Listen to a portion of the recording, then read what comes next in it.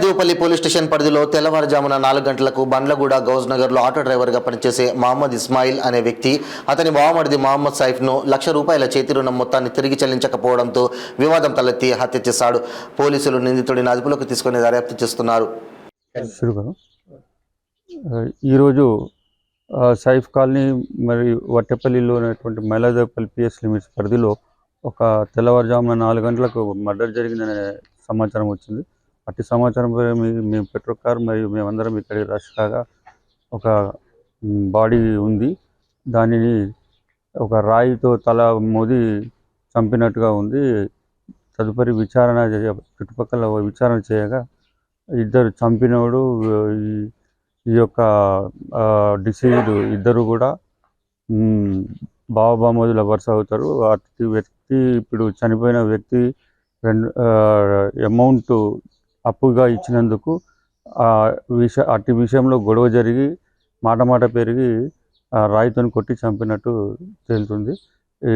తదుపరి విచారణ అనంతరం మరియు పోస్ట్ మార్టం అనంతరం నేరస్తుని అరెస్ట్ చేసి రిమాండ్ పంపించడం జరుగుతుంది. Thank you.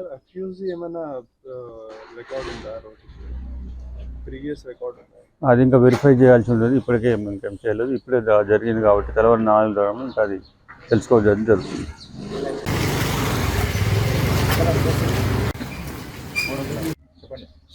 आज सुबह 4 बजे सैफ नगर बटेपल्ली में एक मर्डर हुआ बोल के इन्फॉर्मेशन आया। इमीडिएटली हमारा पुलिस पार्टी और पेट्रोलिंग पार्टी हम लोग इधर आके देखे तो एक बाउल्डर फेंक के सर फोड़ के कत्ल करे।